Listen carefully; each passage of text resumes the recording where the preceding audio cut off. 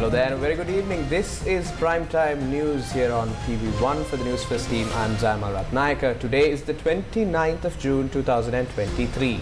And I'm Naveksha Gunasekara. Before we head on to our headlines for tonight, we would like to apologise that Newsline was not aired on its usual time slot today due to circumstances beyond our control, owing to the ongoing ICC Cricket World Cup qualifiers being aired on TV1.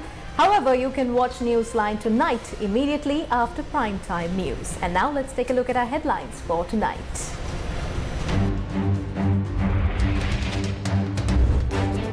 Banking system will not be affected. Changes in government securities purchased by the central bank using EPF, ETF.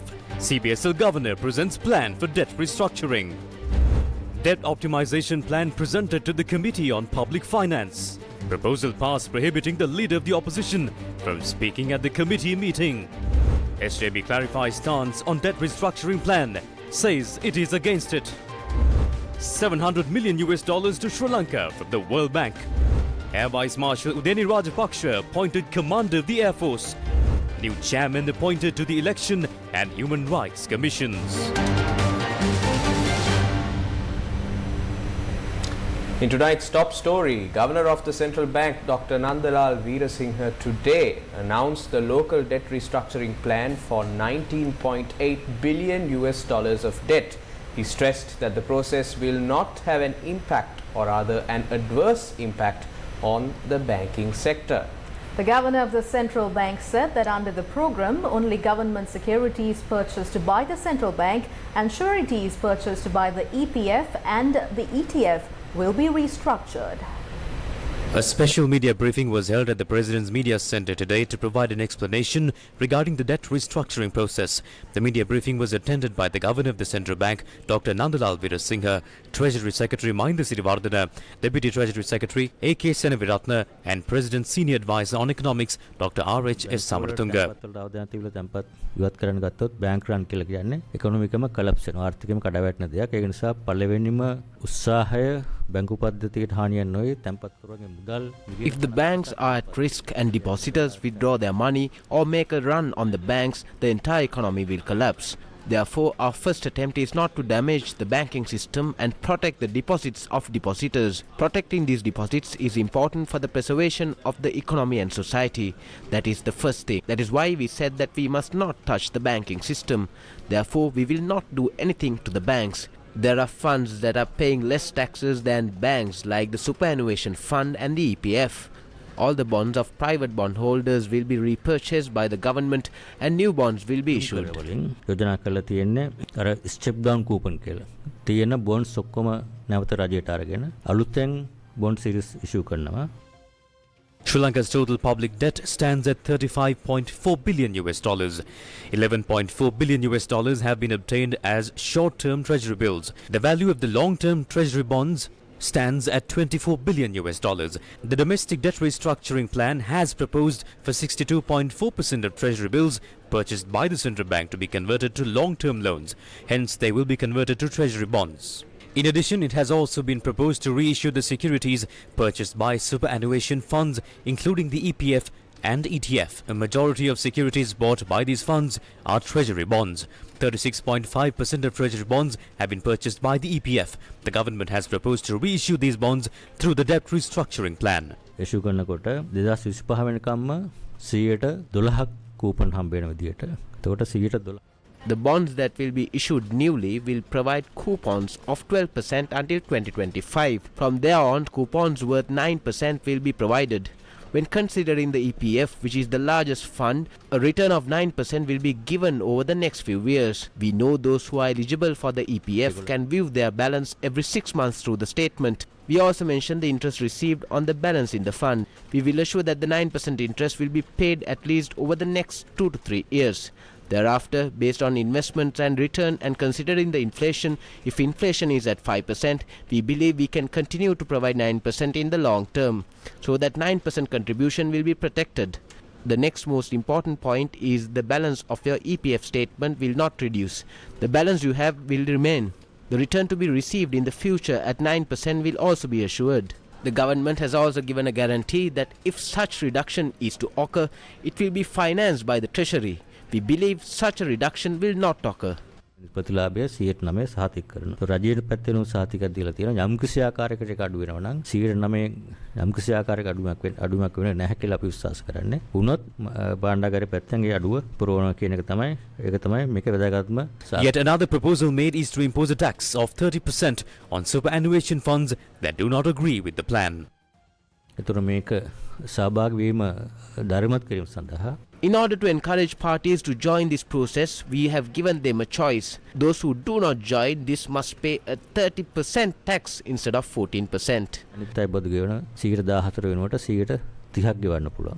අධිපතිතුමා මේ ප්‍රතිවගතකරණයට අදාළ වෙන්නේ 2022 අවසානයේ දක්වා තියෙන ට්‍රෙසරි bills විතරද මේ අවුරුද්දේ issue කරපුවත් ඒකට අන්තර්ගත වෙනවද? මේකේ තියෙන්නේ දැන් 2000 We plans to remove certain maturities that will mature in the second half because of immediate liquidity needs.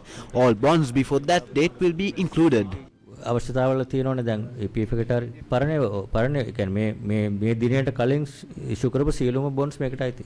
මේ අවුරුද්දේ ඒවා අදාළ වෙන්නේ නැහැ ඒකට. මේ අවුරුද්දේ ඒවා දැන් මේ බොන්ඩ් එක්ස්චේන්ජ් එක They will be considered. The bond exchange is set to be launched next Tuesday.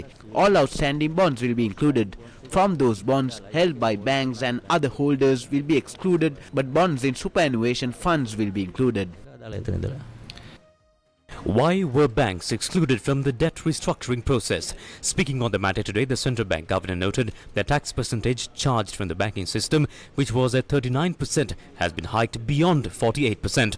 In addition to this, Dr. Nandalal Veerasinghe pointed out that considering the situation in the banking system due to actions including loan concessions given in the recent past, it was not included in the loan optimization process. Thus, the inclusion of superannuation funds in the debt restructuring process posed an issue to retiring employees. There definitely won't be an issue. This concerns liquidity. When we were discussing on the EPF, we considered whether a liquidity issue will arise in other funds. In that, the contribution and the income is quite large, and anyone past 55 years of age can withdraw funds anytime. Anyone can obtain the funds once it matures, or 30% of it can be obtained at any time. There is no hindrance to that. The EPF has sufficient liquidity for that purpose. ETF එක ගැන සඳහන් වුණා EPF එකේ යෝජනාව පැහැදිලි කරා ඔබතුමා ETF එකේ තත්ත්වයක් දැනගන්න කැමති. ඒක හැමෝටම The government will present it. The proposal has been made. Then the EPF and the ETF will take into account how they will benefit the most through this and then take part in the bond exchange. Bond exchange එක සහභාගී වෙන්න තියෙන්නේ. Can the expected amount of debt be restructured through this process? දැන් මෙතන කිව්වා ණය ප්‍රතිව්‍යුහගත කරණය කිරීමට අදාළ වන්නේ ඩොලර් බිලියන 19.8ක් කියලා.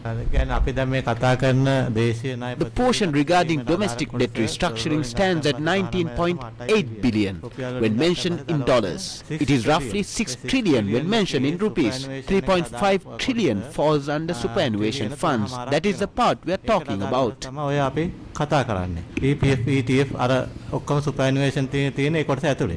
එතකොට ඉතුරු කොටස කොහොමද ළඟා කරගන්නේ? ඉතුරු කොටස තියෙන්නේ central bank. The rest includes central bank treasury bills worth 2.6 trillion. The balance is SLDB and FCBU.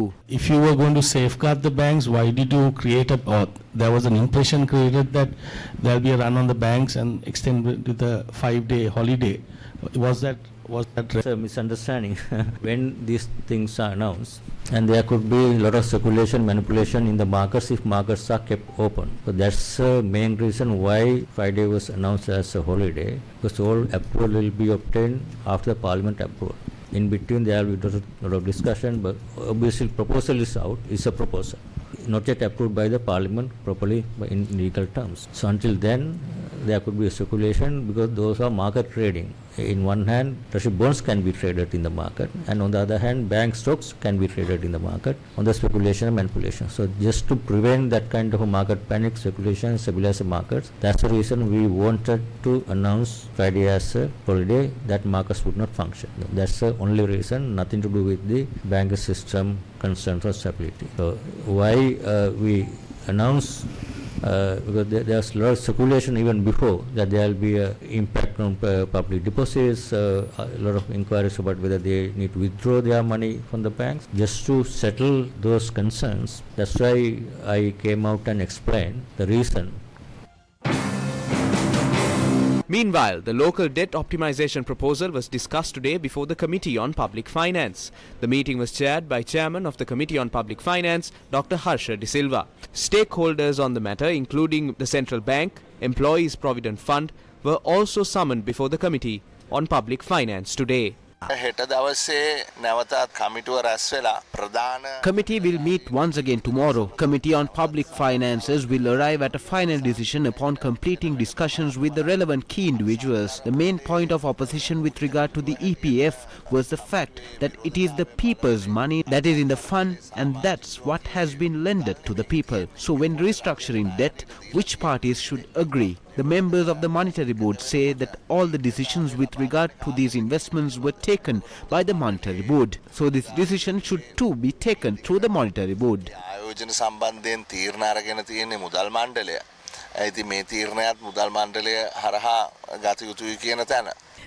Meanwhile, the opposition leader also participated in today's meeting, and the committee had decided that he could not be given the opportunity to express his views through a resolution. It's not at all a big deal for the opposition leader to just simply pose a question at this meeting. However, some parliamentarians were strongly against this, and the majority was of the opinion that the opposition leader can attend the meeting but must refrain from asking questions. The opposition leader was very keen on participating in this discussion, hence he attended the meeting today. He's got a great level of patience. He was very respectful and he did his part by attending.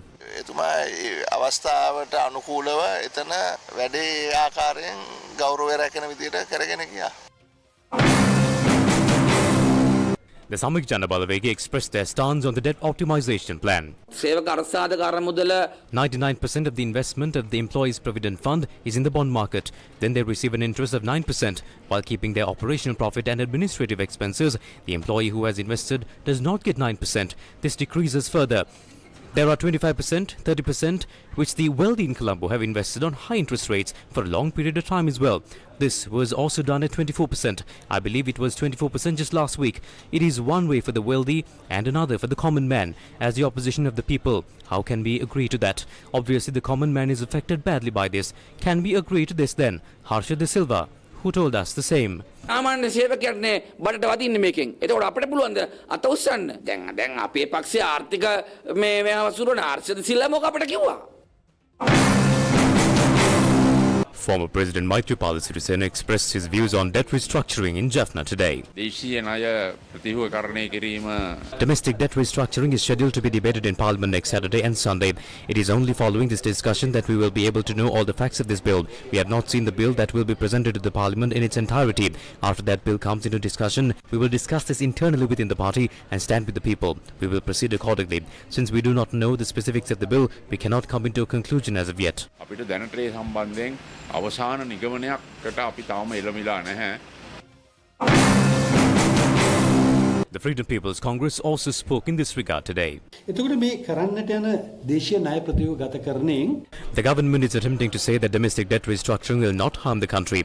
However, there is clear damage from this. Some could argue that because this is a huge fund that a big difference cannot be made. This is a wrong argument. Indeed, this will be made long-term and the policy interest rates will reduce. The results of this is that annual interest rates collected from the employee provident funds will decrease. When this happens, if you do have funds in the EPF and if you were supposed to receive those funds in the coming years, they would definitely reduce. Therefore, do not believe if someone says that this will reduce and no harm will be done. Payments for the EPF is mandatory and we cannot decide where these funds will be invested in. This is decided and managed by the central bank. They are taking revenge from the people for the wrongdoings of the past done by the central bank and the government. Now they are saying that there is no other option and that they must reduce the benefits. We cannot agree to this in any regard. දැන් කරන්න දෙන්නේ මාණ්ඩුව දැන් මේ ණය උගලක පැටලලා තියෙනවා ඒ නිසා අපිට ඔබේ ප්‍රතිලාභ අඩු කරන්න වෙනවා කියලා මේකට මොනම හේතුවක් නිසාවත් අපිට එකග වෙන්න බෑ. The cabinet has unanimously approved the debt optimization program yesterday, and this was also explained to a group of members of the ruling party that convened, headed by the president. Meanwhile, the leaders of the political parties met in Colombo yesterday and discussed the matter with the president in attendance as well. We are not happy with this. We are not in agreement of slashing funds of the working people. The government said previously that the EPF will be untouched. Now they are acting in contradiction to what they said. දැන් විරුද්ධව ඒකට පමණක් මේ කපහරින්න යනවා. ඒ නිසා ඒක ගැන අපි සතුටු වෙන්නේ නැහැ. මිලියන 2.5ක් ඒ කියන්නේ ශ්‍රී ලංකාවේ ජනතාව රජයේ රැකියාවල යැපෙන්නේ නැතුව තමන්ගේ උනන්දුවෙන් තමන්ගේ මහන්සියෙන් පෙන්ෂන් යනකොට රජයේ පෙන්ෂන් එකක් නැති නිසා භාවිතා කරන්න කියලා ඉතුරු කරපු මේ මුදලට මේ දේශීය ණය ප්‍රතියුගත කරනවා කියන එක යටතේ අද අත තියන්න මේ ආණ්ඩුව සැලසিলা තියෙනවා කියන එක තමයි ප්‍රධාන වශයෙන්. The government is attempting to tap into the funds of the working people of the country to try to use this fund under the debt restructuring program. With inflation, 1/3 of the EPF has been lost as of now. Ranil Wickremesinghe and the Sri Lanka Podujana Peramuna government has tapped into this fund under the guise of debt restructuring. It is the responsibility of the 225 parliamentarians to stand with the people at a time like this.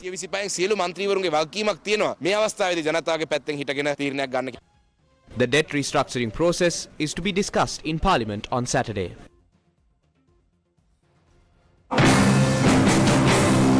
The Labour Struggle Centre also commented on this. The money of the private sector employees in this country is more than 1/3 of the local loans taken by this government in the past. Now there are private investors and there are other companies that have bought bonds. We know that the Mendes Group, Aloysius and Arjuna Mahendran were involved in the infamous bond scam. Then there are agencies that take bonds and use its interest to rapidly expand their own performance. Now there is no harm to those people. The economy is going to collapse. Even when it is going to collapse, they have left this debt restructuring aside. Provident fund money has been invested in these bonds at various interest rates. Some are at 7%, some are at 9%, while others are at 12%. Some interest rates are as high as 27% to 30% invested in these bonds. Why are such a percentage of interest found? For example, if there were 2 million and an interest rate is paid by the bank over an year, there is no real value because of inflation. Therefore, when these bonds were released, there was a value of inflation in this country. There is a fixed value for policy interest rates. The interest rates were created based on that. Now, after beating all those interest percentages in the market, grinding them and throwing them all in the trash, they are going to put all the EPF money in these 12 baskets from here on out. We decide when these 12 baskets will mature. After deciding when these baskets will mature, how much interest we have to give them, we say that it will not affect the Provident Fund. This is a lie. Use the knowledge you have in economics and do not throw sand in the eyes of the people of this country.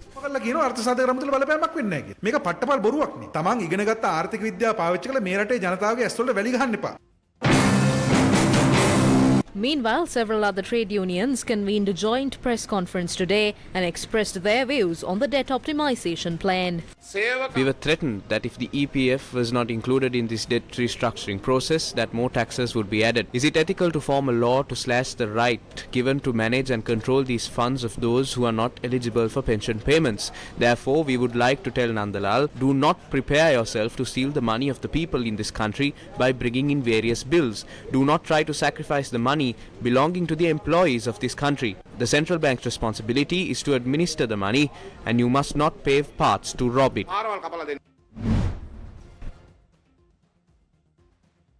The World Bank approved $700 million in budgetary and welfare support for Sri Lanka on Thursday, the biggest funding tranche for the crisis-hit island nation since an International Monetary Fund deal in March. About $500 million of the funds will be allocated for budgetary support, while the remaining $200 million will be for welfare support earmarked for those worst hit by the crisis. The World Bank's country director for Sri Lanka, Faris Hadadzervos, said in a statement, quote, "Through a phased approach, the World Bank Group's strategy focuses on early economic stabilization, structural reforms and protection of the poor and vulnerable," unquote. Zavos said, quote, "If sustained, these reforms can put the country back on the path towards a green, resilient and inclusive development," unquote. In more local news, retired Supreme Court Justice LTB Dehidania has been appointed as the chairman of the Human Rights Commission.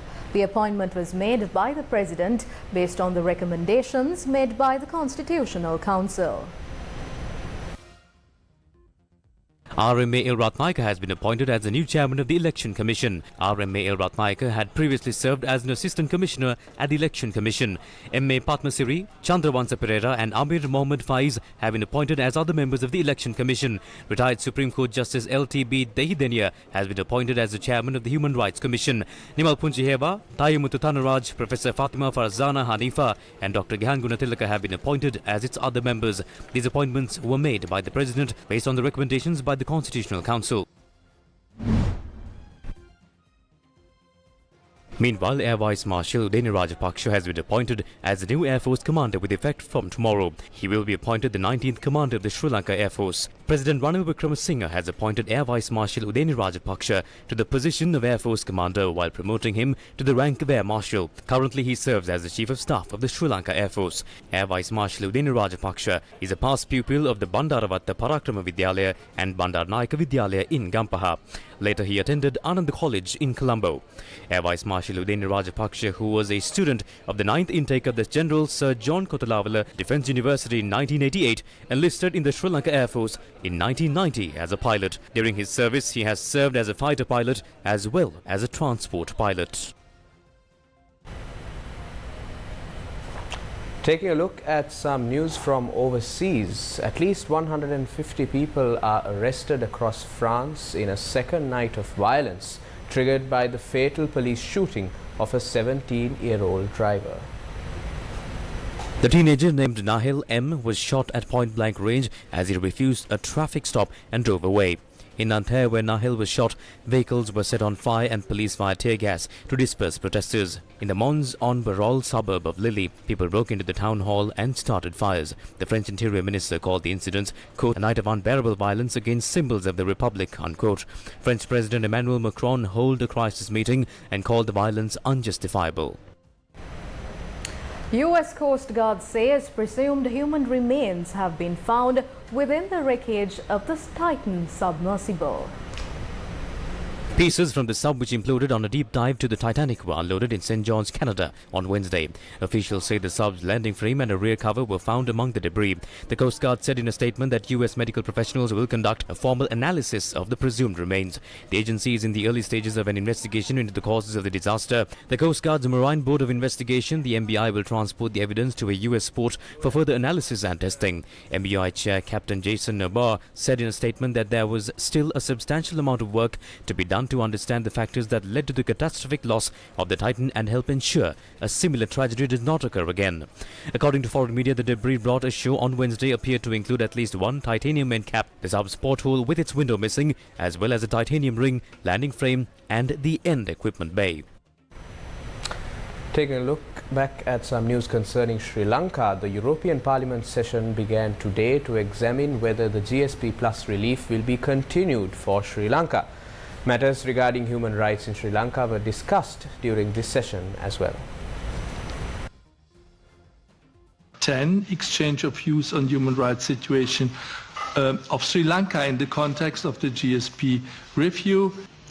Another proposal, the Broadcasting Regulatory Commission, also raises concerns as to whether it is the latest tool to restrict media rights and freedom of expression as it attempts to create an all-powerful authority that has broad powers to suspend and cancel licenses of media outlets. Considering the continuing challenges and the potential for triggers for violence, the EU should consider the continuous monitoring of the situation in Sri Lanka and introduce a new resolution that recognizes ongoing violations and other challenges impacting human rights, the rule of law, accountability and reconciliation in Sri Lanka. Followers of Islam worldwide who follow the teachings of the Prophet, giving priority to unity and collectivity, celebrated Eid al-Adha or the Hajj festival today. According to the Islamic calendar, the 10th day of the month of Dhul Hijjah is reserved for Hajj. This festival is celebrated in commemoration of an attempt to obey a command given by Allah to Prophet Ibrahim. Hajj is considered as the fifth of the 5 major obligations of Muslims. Along with this day, the Hajj pilgrimage, which is one of the 5 great obligations according to Islam, is performed. Although in the past few years, due to the threat of COVID, the Hajj pilgrimage was restricted this year. A large number of Islamic pilgrims can be seen participating in it. Religious rituals were performed this morning for the Hajj ceremony in Colombo City and several provinces of the island. Simultaneously, religious rituals were also performed in the Grand Mosque of Colombo as well as the Jumma Mosque in Dawatagaha.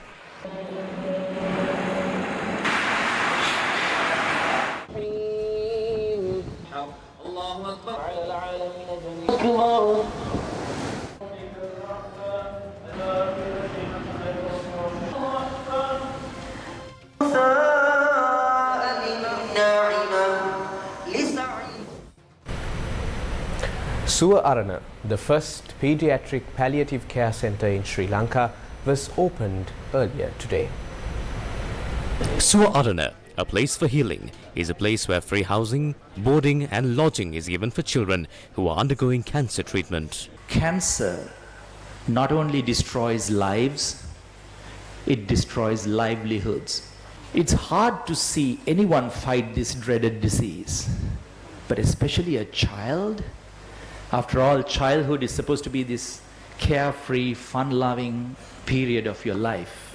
If there's a silver lining to all this, is that cancer treatments have advanced, and I think we are slowly but surely beating this dreaded disease. More cancers are now curable, and that is especially true for pediatric cancers, childhood cancers. But in order for us to achieve this success, there are two vital things we need to provide. One, delivery of on-time treatment without treatment delays. And number two, once we give these high doses of chemotherapy to these little bodies of children, we need to keep them safe at a place close to their place of treatment in case of an emergency, where they can get to the place of treatment, get to a hospital in a timely manner, so that they don't succumb to the complications of treatment of an otherwise curable cancer. And I think Suva Arana will fulfill these two unmet needs to give these children the best chance to beat this dreaded disease. This was done by the Indira Cancer Trust, along with the Sri Lanka Medical Association of North America, Western Region, and donations from Sri Lankans across the world. Our greatest national resource is the sea that surrounds us. Over 8 times the size of our landmass. Let's proudly call it what it is, the Sea of Sri Lanka. And with that, it's a wrap of primetime news for tonight. For the News First team, I've been Jamal Ratnayaka. And I'm Naveksha Gunasekara. Stay tuned for Newsline coming up right after this. Thank you for watching. Good night.